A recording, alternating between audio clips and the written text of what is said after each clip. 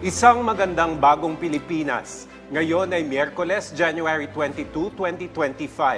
Diretsahang usapan ng mahalagang issue sa bansa, kasamang kinatawan ng mga ahensya ng pamahalaan. Mula sa Presidential Communications Office, ako po si Joey Villarama. Mula rin sa Presidential Communications Office, ako po si Weng Hidalgo. Ihahatid namin ang mga programa at serbisyo para sa taong bayan. Tutok lang, narito na ang bagong Pilipinas ngayon.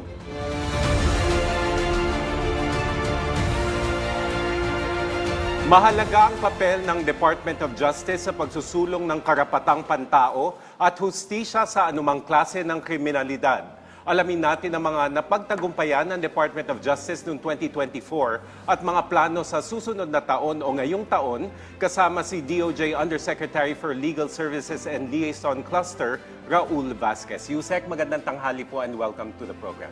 Magandang tanghali, Joey. Magandang tanghali, Weng. Magandang tanghali sa ating mga manonood at tagapakinig.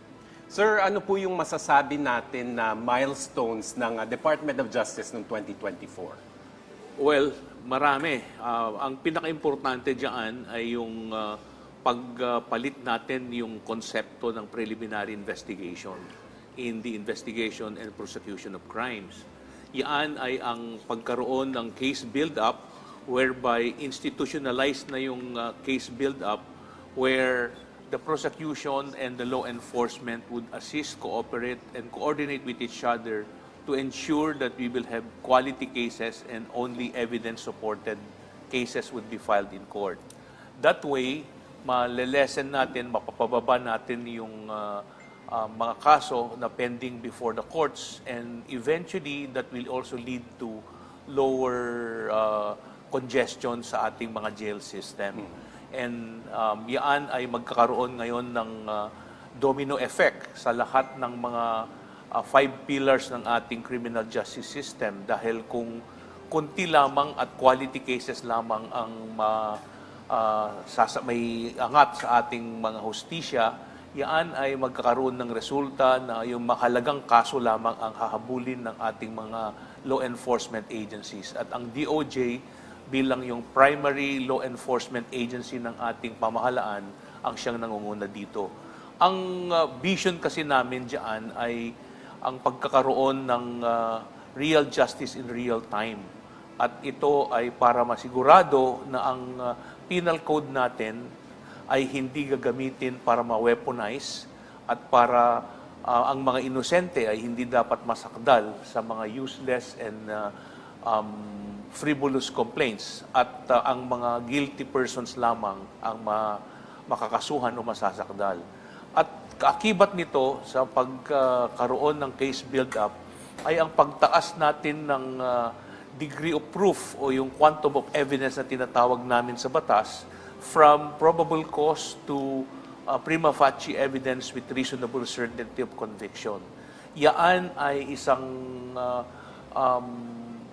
we would say paradigm-shifting and game-changing reform na siya ang maglalatag ngayon ng panibagong paraan sa criminal investigation and prosecution. Yan po naman ay isa lamang diyan sa aspeto ng ating preparation para sa criminal investigation and prosecution. Dahil diyan, nagkaroon na rin ng mas magandang relasyon ang ating law enforcement at ang prosecution, kaya patuloy ang capacity building symposia, training and lectures ng parehas na prosecution at law enforcement para masigurado na ang ating pamamalakad ng gobyerno, ang ating the enforcement of laws ay under the prism of human rights, protection and promotion. Kasi ang ating pamahalaan ngayon ay sumusunod sa lahat ng mga patakaran ng human rights sa United Nations, no? And ito ay isang bagay na pinaka-importante din at in fact, dahil sa nangyaring mga reform initiatives ng hindi lang sa DOJ kundi sa lahat ng ating ahensya ng gobyerno, all government agencies under the whole government approach ng ating gobyerno, tayo ay nakalabas na sa tinatawag naming United Nations Joint Program na kung saan ay yung United Nations before ay inalalayan tayo para tayong tinutulungan para magkaroon ng mas magandang pagsunod sa human rights promotion and protection. At ito ay tayo lamang ang kaisa-isang bansa noong nakaraang taon ang nakaalis sa gabay at guidance ng United Nations. At ngayon, tayo na ngayon ang may hawak. We have already gained ownership and control of our human rights legacy by way of the establishment of the Special Committee on Human Rights Coordination under which lahat ng mga agencies natin ay nagtutulungan para they would perform their duties and responsibilities under the prism of human rights to ensure that the rights of our fellow citizens would be protected at all times. Napakahalaga niyan kasi nung police reporter si Weng. Nung reporter tayo at sumusunod tayo sa crime. Yes. Tapos as observers, tinitingnan mo na, uy, malaki yung, mabigat yung kaso, may ebidensya, pero pagdating sa inquest, biglang sasabit sa technicality. Or yung sinabi ni Sir naman na yung mga inosente naman, yun pa yung na-prosecute ng tuluyan. So, speaking of prosecution, sir, kumusta po yung prosecution success rate sa pagsasara ng 2024? Ilang porsyento po ang na-achieve ng DOJ? Ay, maganda din yan. Kasi nung bago kami dumating at bago itong pamahalaan natin, yung administrasyon ng ating Pangulo, President Ferdinand Bongbong Marcos Jr., on the average, ang conviction rate natin ay nasa around 26%. Sa ngayon, across the board, nasa 78% na dahil nga sa pag-implement ng case build-up at saka yung higher degree of proof. So medyo gumanda-ganda na yung lahat ng mga pamamalakad natin at pagsugpo ng kriminalidad. Ang importante kasi dyan is we're not here after making people to suffer imprisonment. Hindi eh. Yan ay ang number one na guidance natin, ang vision natin ay ang rule of law sa lahat. Ang pantay at parehas na pagsugpo ng kriminalidad, pag-implement ng ating mga batas, regardless of your stature in life, of your financial situation, of your social position, of your influence, etc. At yan ay isang bagay na aming sinusundan. Lahat yan ay ginagawa namin ayon sa ebidensya lamang at hindi sa mga personalidad. At ang importante yan ay it is actually to go after the true criminals and spare the innocents from useless and I would say expensive litigation and all the hassles of being held to court because of these frivolous complaints. Noong 2024, sir, ilan po yung cases na na-close o na-resolve ng DOJ at ilang porsyento yung ibinaba ng backlog, kung meron mang backlog? Malaki din, ano? Kasi maliban sa aming pagbigay ng bagong sistema sa preliminary investigation, nag-issue din ng DOJ ng circular sa aming mga prosecutors na sa first level courts, they would have to file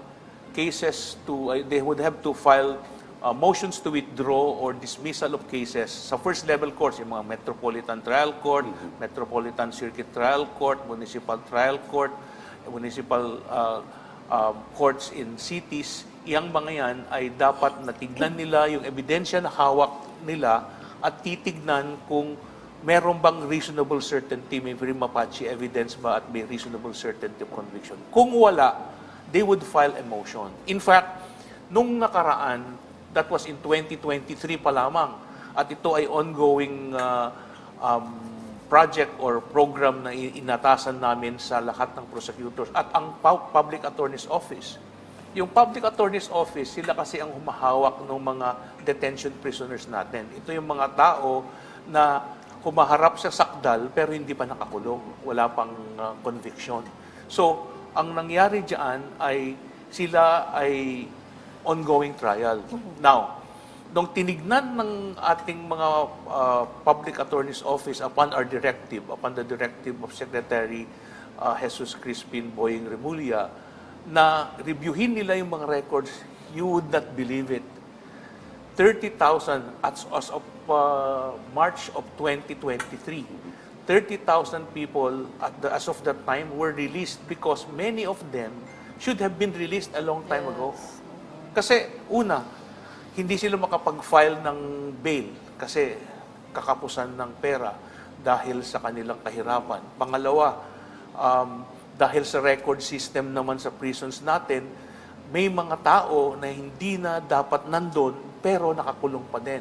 These are people who fell through the cracks, no, na hindi nakikita sa record system. At diyan nakita natin nung review lamang nila, physical review napalabas ngayon yung mga ating mga persons deprived of liberty na dapat kung sila ay nag-plea of guilt na at that time, tapos na yung kanila, yung sentensya nila, dapat nakalaya na sila. And no one of us here would want to be incarcerated a minute longer, di ba, na hindi dapat. At yaan, ginawa, tuloy-tuloy pa din. So yaan ang mga reform initiatives namin sa prison system natin.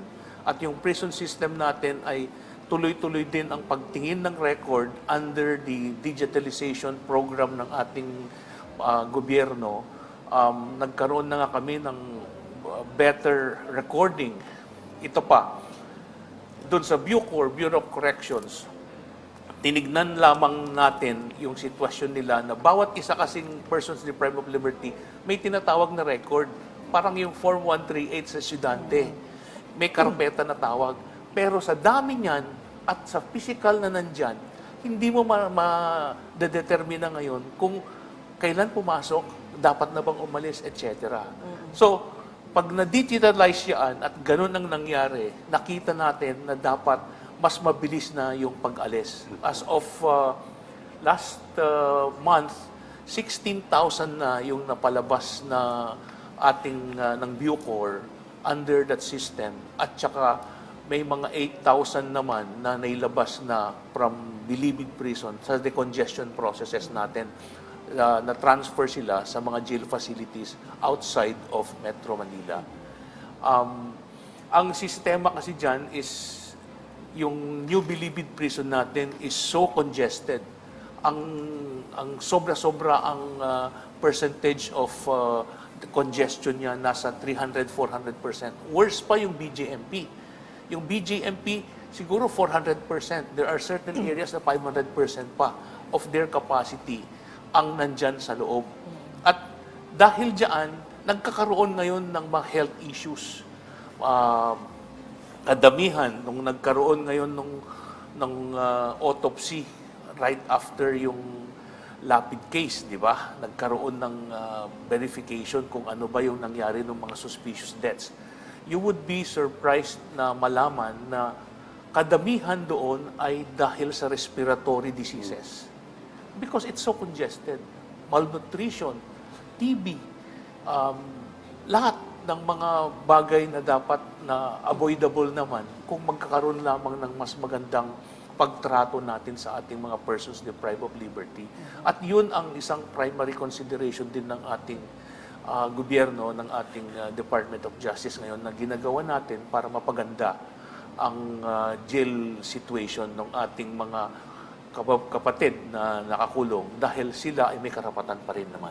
Sir, bahagi po ba yan nung nilagdaan nung 2024 ng DOJ tungkol dun sa National Prosecution Service Rules on Criminal Investigation? Gaano pong kalaking tulong ang nagawa nito? Kasi kung tutuusin, sinabi nyo congested, 400-500% yung dami ng bilang ng mga PDL.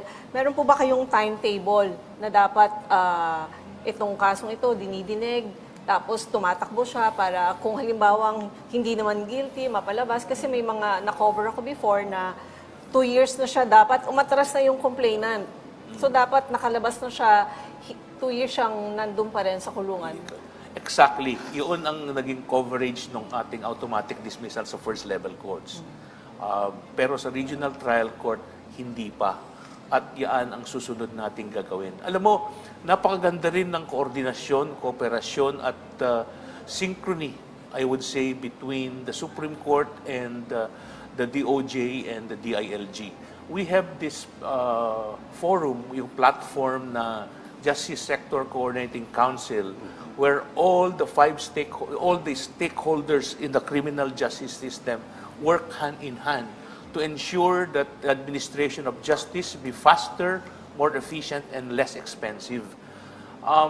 May mga 14 ng justice zones. Ang pinakahuli ay yung Tri-City Justice Zone, Special Justice Zone sa Marawi, sa Cagayan de Oro, Marawi at saka Osamis. Ito ang areas kasi na pinakamaraming incidents ng online sexual exploitation of children at saka online materials, no? Sexual materials na nagkakaroon ng problema tayo, lalo na sa mga kabataan. So, maliban doon sa automatic dismissal, meron din kaming guidelines na in-issue para sa bail rationalization naman. Yung bail rationalization, dati kasi, pag nagkaroon ka ng kaso, ordinary gambling lang, simple gambling. Ating mga kababayan na naglalaro, magpalipas ng oras, Cara-i-Cruz, yan. O kaya mga ano bang simpleng gambling lamang. Yan, pag ang pot mo, for example, 500 lang, nahuli kayo. Alam mo ba yung recommended bail yan? 30,000. How could you probably post bail kung ikaw ay maralita lamang? Definitely, dagdag tao na naman sa ating detention. mga person deprived of liberty, yung mga detention prisoners. So, ang ginawa namin, kailangan nga i-rationalize mo yan. Yung guidelines ngayon is that it should be 50% of the recommended bail under the guidelines ng DOJ or 10,000, whichever is lower. But there's more. Under the recognizance law, pwedeng wala kang babayaran. Provided na mayroong isang tao na maggarantiya sa korte na kung kailangan kang mag-appeal doon, alam ni Weng yan, kasi kung police beat yan, alam niya.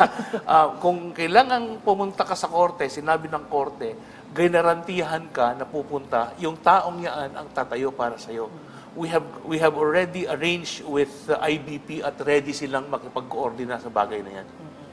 Mag-shift naman tayo, sir, dun sa bloodless drug war natin. So, how successful would you say is our campaign noong 2024? Bloodless drug war. Actually, halos wala na, record-wise. Meron pa ding paisa-isa, pero yung focus na kasi ng ating drug campaign is less on law enforcement and more on treating it as a health issue. So, that's the shift. Ang ating approach ngayon is dual. Sa mga user at ordinary sa street level, parang they would just be treated as a health issue. It's a condition. It's a disease in effect. So, since it's a health issue, dapat itrato mo yan sa ibang pamamaraan. And then, yung law enforcement, patuloy pa din yan with respect to drug distribution, manufacture, importation, etc. So, yung mga major aspect na yan, law enforcement. Kaya yung approach is, it's a health issue and at the same time, a law enforcement issue. Hindi na masyado yung focus na law enforcement na kailangan kamay na bakal parate. At iyan ay under, again, the greater concept of humanitarian look at the condition of our fellow citizens, ating mga kababayan na nasadlak sa kondisyon na ganyan. At iyan ay dapat na nating intindihin at tulungan para magkaroon sila ng pagkakataon ulit mabuhay ng tama.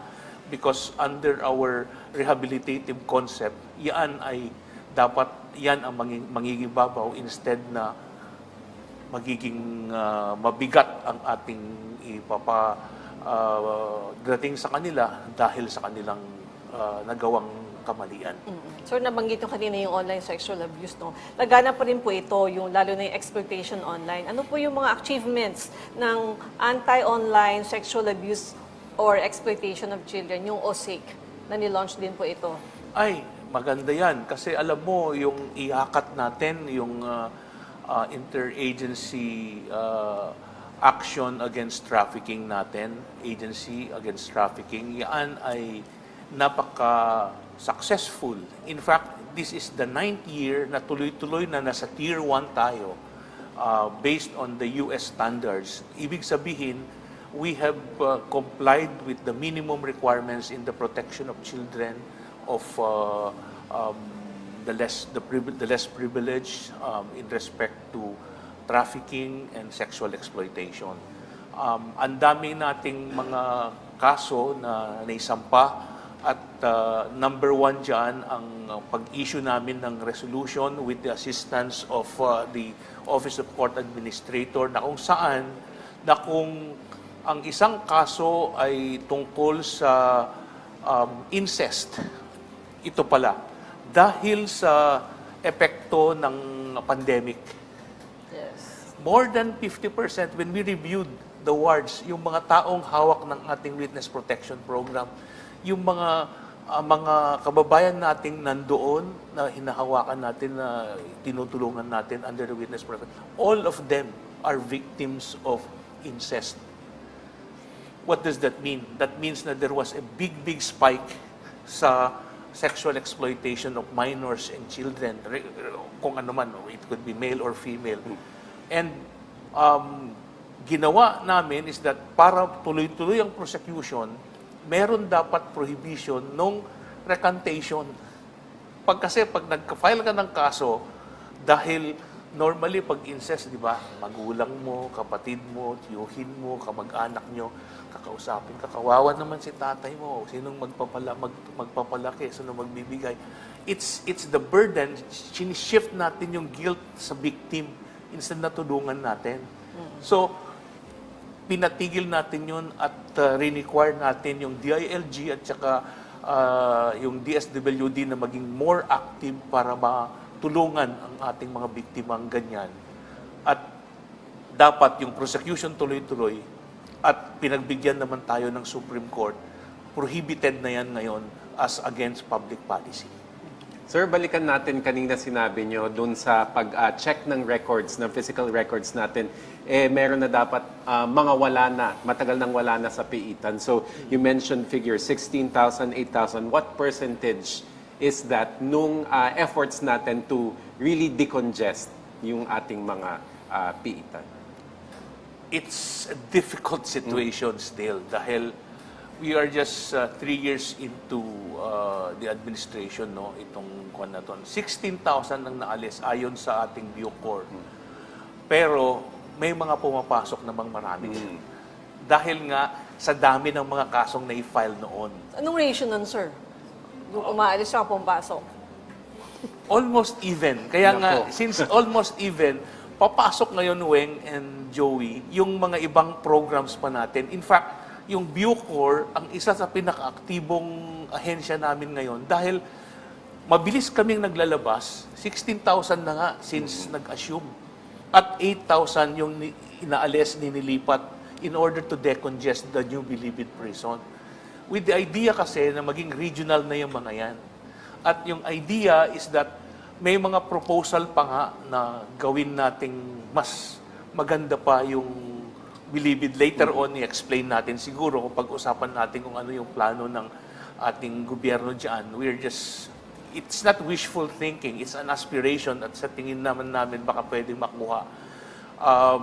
Iniisip na magkaroon ng similar system to, wala kasing funding dyan eh. Although, nag-issue na yung DBM ng 1 billion last year at 1 billion ngayon para sa construction ng additional jail facilities, kulang pa din. Although nag-commit ulit ang DBM, I understand from the Director General of Bucor, ng additional 6 billion para sa 2026 for additional facilities. Ang gagawin nga dyan is i-regionalize na to because there is the regionalization of jails sa batas natin eh. At iyan dapat para ma-maximize natin yung rehabilitation principle behind our jail system. Ibig sabihin, itong rehabilitation, pag nandun ka kasi sa lugar mo, malapit sa mga mahal mo sa buhay, the chances for you to be brought back to mainstream society is far greater than where you are in Metro Manila, for instance, and your families are in Batanes or in Jolo. Physically, napakalayo. Financially, it's a drain to the family. Yes. Hindi ka With dadalaw. the regionalization, mas malapit. At ang bagay na yan, it would make the visits more often and it would further establish good connection between your families, your loved ones, and the PDLs. Therefore, merong future na tinitignan yung PDLs natin. Yun ang rehabilitation aspect. Of course, prepare din natin yan, mga PDLs natin, yung post-incarceration. At merong mga ongoing programs tayo with TESDA and other agencies para ma-prepare sila. Not only would they have a chance to have, a new life, entrepreneur, business, employment. DOLE is also playing an active role sa pagbibigay ng training. TESDA, of course, as I mentioned, and other private entities, no? May mga NGOs naman na tumutulong din sa atin. So dapat wala na yung parole and discrimination. probation. Yung parole and probation administration natin is very active in that regard. So sir, bukod po sa mga nabanggit nyo, ano pa po yung mga achievements ng DOJ noong 2024? Yung mga remarkable? Oh, well, una, yung GCTA, yung Good Conduct Time Allowance. Yan ay isang bagay din na magpapalawig lalo yung pag-release ng ating mga persons deprived of liberty. Pangalawa, yung digitalization ng ating mga attached agencies yan. Kami yung kauna-unahang ahensya na nagkaroon ng technology officer. Si Secretary Boying appointed an assistant secretary to handle yung communications and technology area namin, ICT. At ang duty niya, ang main goal niya is to establish a platform whereby all the attached agencies of DOJ would be able to talk to each other under a similar system and preferably with other agencies. Ito yung National Justice Information System. Kasama na dyan yung ating Supreme Court at saka yung Bureau of Immigration, yung LRA, etc. Ang so far, nagawa na natin yung computerized system, yung National Prosecution Service. Mas madali na ngayong i-monitor yung mga pending cases.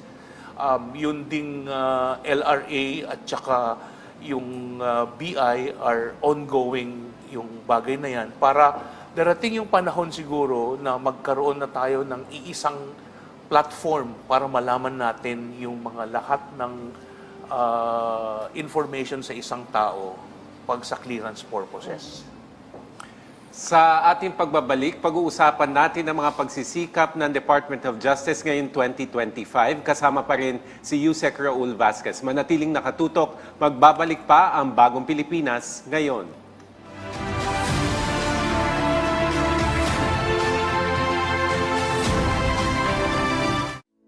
Pagkakataon nyo ng maglingkod para sa bayan.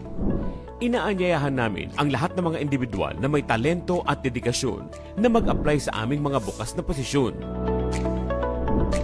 Para sa aming provincial networks sa PTV Legazpi, PTV Ilocos Norte at PTV Cotabato, Administrative and Sales Assistant.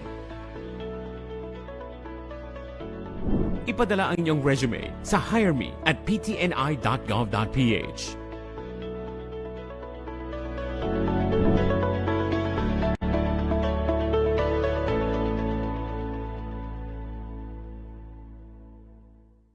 PTV Consumer Watch, bantay presyo sa gasolina.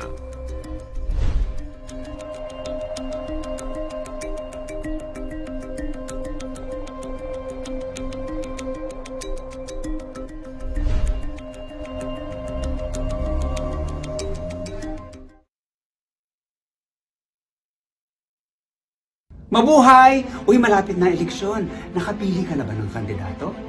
Kung hindi pa, tara. Kilatisin natin ang mga kandidato ng 2025 elections. Busisiin natin ang kanilang mga plataforma at alamin natin kung sino sa kanila ang talagang tutupad ng pangako at kung sino ang nagpapaikot lamang ng ating ulo. Know your candidates. Malapit na. Abangan dito sa PTV.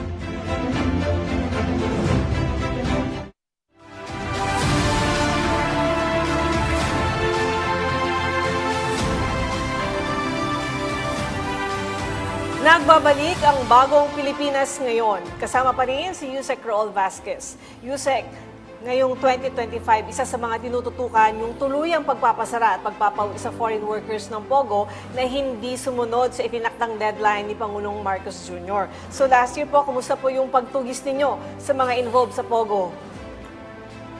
Weng, magandang balita dyan kasi of the around 33 recorded POGO workers, foreign workers, around 22,000 na ang lumabas. Either they were repatriated or they voluntarily left the country. Yung iba naman, nag-downgrade sila yung status nila from holders of prearranged employment at saka naging visitors or tourist visa na lamang sila. Unfortunately, may mga iba na nawala na lang at unaccounted as of now. Unaccounted in the sense na they did not seek the downgrading.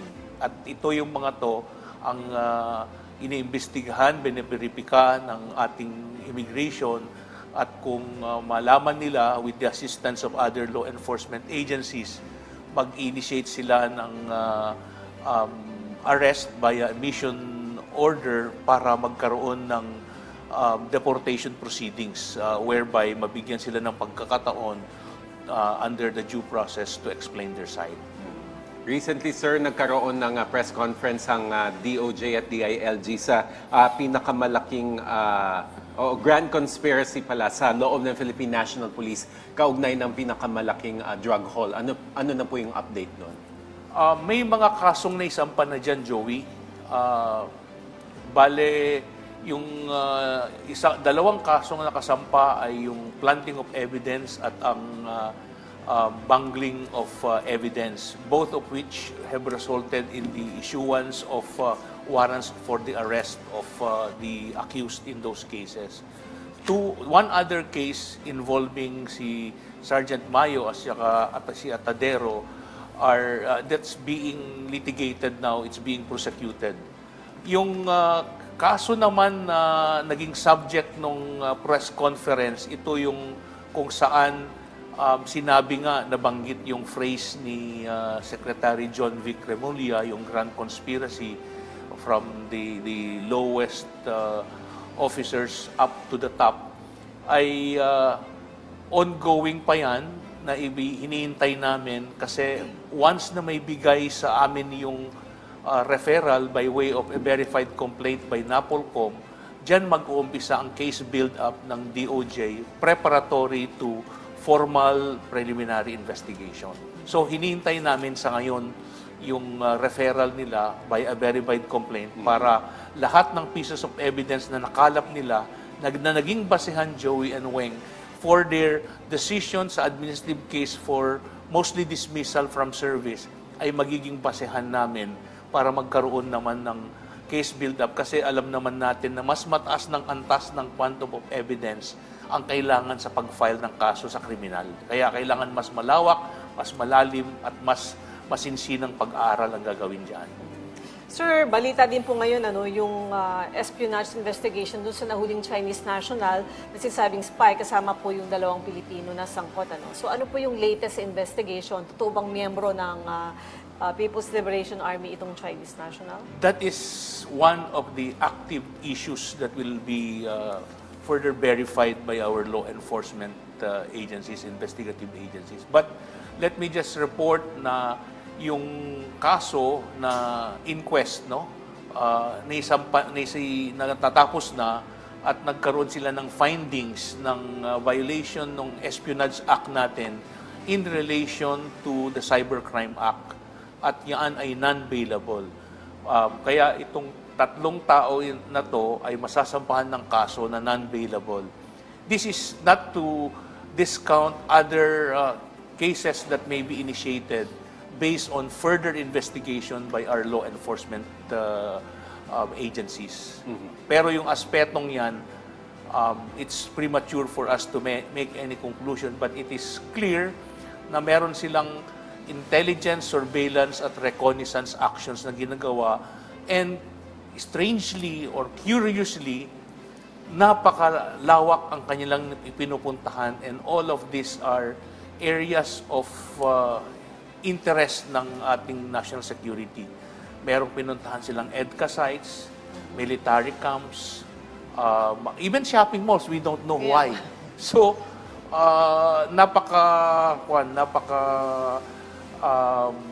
importante yung further investigation dyan para malaman natin kung ano talaga. But we should never discount the possibility na this is an espionage act. Sir, in relation to this case, nabanggit niyo yung cybercrime. So, in terms of cybercrime investigations, ano po ang ginagawa ng kagawaran para ma-improve at ma-upskill yung ating mga personnel at magdadagdag ba tayo ng karagdagang tao specifically for this area? Salamat sa tanong, Joey, kasi medyo malaking kakulangan natin sa aspetong yan. Even sa forensics, no? Kasi nung December 2023, nung pumunta kami, actually kasama ako, kaming dalawa ni Executive Secretary Lucas Bersamin sa Geneva during the celebration of the 75th anniversary of the Universal Declaration of Human Rights, of which we are one of the original signatories. Amongst the pledges, tatlo yung pledges nating sinabi doon sa harap ng buong mundo, no? All the member states ng United Nations Human Rights Council. Number one, yung pagtatag ng ng sarili nating coordination council para mapalitan yung United Nations Joint Program. Nagawa na natin yan. Pangalawa, itong pagkakaroon ng another 40-year Philippine Human Rights Plan, nagawa na rin yan. Nilaunch yan noong January lamang, pero natapos noong 2024. At yung pangatlo ay yung pag-establish ng Forensic Institute para magkaroon ng kakayahan tayo sa forensic science, including cybercrime. Yung aspetong yan ang magkakaroon tayo ngayon ng pagkakataon with the assistance of Australia and other foreign states, no, foreign nations, friendly states natin, plus the United Nations Office of Drugs and Crime, para magkaroon tayo ng mas malalim na kaalaman sa cybercrime at sa forensic science. We are thinking of coordinating with the Supreme Court also, kasi kung magkakaroon ka ng litigation sa forensic science at cybercrime, kailangan pati judges, they should be made more aware, if not knowledgeable sa bagay na yan. Maliban dyan, tuloy-tuloy yung mga lectures and seminars ng ating mga experts, both local and foreign, para magkaroon tayo ng more law enforcement and prosecutors who are adept in cybercrime and forensics, no? In fact, itong sa forensic science, meron ng mga seminars na pinuntahan tayo. Inimbita nga natin last year yung Special Rapporteur for EJK, curiously, si Maurice Tidbal-Bins. And it created an uproar kasi EJK. But they didn't realize na those were academic visits precisely to capacitate us on forensic science. Kasi nagkataon na si Dr. Maurice Tidbal-Bins is one of the leading, if not the leading, forensic scientist sa buong mundo. At So, kumusta na, sir, yung EJK investigation kung saan isinasangkot naman si dating Pangulong Duterte? Ongoing yung investigation dyan. Meron nang nakita silang mga EJK cases, but the question of whether or not meron ng sufficienteng basihan para magsampa ng kaso kahit kanino man, yan pa ay isang active investigation. Kasi ang case build-up, let me just state yung purpose niyan. Ang case build-up ay para masigurado mo na mayroong reasonable certainty of conviction at para hindi ka lang magsampa ng kaso. Mahirap kasi yung magsakdal ka ng kaso, malagay na sa langanin yung tao, tapos later on wala na palang saysay. You have already placed the person under scrutiny and under serious doubt, no, as to their reputation. Huwag nating gagawin yon dahil in the first place, rule of law ang dapat mangibabaw. Walang pinipili, walang sinisino, pero kailangan gawin natin dahil yan lamang ang paraan para tayo may pagkakataon na mayangat ang ating antas ng Administration of Justice. Quick update rin, sir, doon naman sa investigasyon sa pagbabanta ni Vice President Duterte kay Pangulong Marcos, First Lady Liza Araneta Marcos at kay Speaker Romualdez. Joey, Weng, natapos na yung investigation ng NBI. Ang ating National Prosecution Service ay nakikipag-ugnayan na rin sa kanila para titignan yung pieces of evidence na meron sila at kung kinakailangan, yan na magiging basihan para mag-conduct ng case build-up and then later on, preliminary investigation where due process would have to be observed and followed. So mahalagang keywords, case build-up and due process. Yes. Okay. So, kulang yung oras natin. Sir, maraming salamat po sa mga impormasyong ibinahagi ninyo sa amin, Yusek Valdez. Vasquez. Vasquez.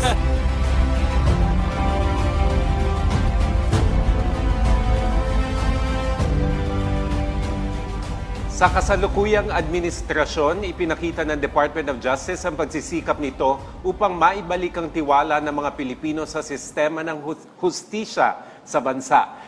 So dito sa ating Mission to Accomplish segment, Yusek Vasquez, ano po yung gusto pang maisakatuparan ng DOJ in this regard? Ano po yung mission na gusto nyong matupad?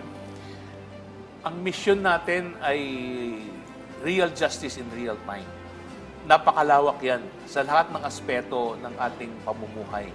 And to ensure that everybody would have to live under a system where the administration of justice is fairer, more effective, and less expensive. At ikaw ay umaasa na mabigyan ka ng tunay na hustisya sa tamang pamamaraan. So, marami kaming planong tinitignan tungkol sa bagay na yan at sana matulungan tayo ng ating mga kababayan para sa bagay na yan. Okay, maraming salamat pong muli sa inyong oras, Undersecretary for Legal Services and Liaison Cluster, Raul Vasquez ng DOJ. Maraming salamat, Weng, at maraming salamat, Joey. Maraming salamat po sa ating manonood at tagapakinig. At dito na po nagtatapos ang ating programa sa araw na ito. Samahan niyo kami uli bukas para sa mahalagang talakayan at mabilis na aksyon ng pamahalaan. Mula sa Presidential Communications Office, ako po si Weng Hidalgo.